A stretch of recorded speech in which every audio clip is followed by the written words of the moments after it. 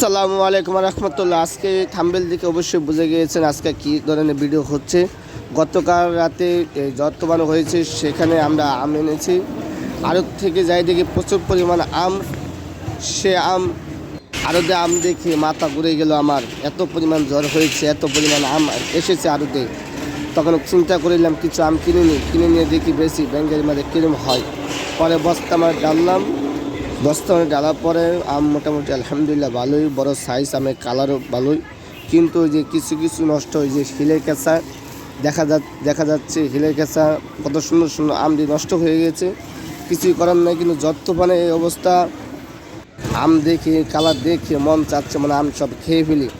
কিন্তু কি আজকে তো ঠান্ডা দিন, এইখানে আম মনটা চাচ্ছে না।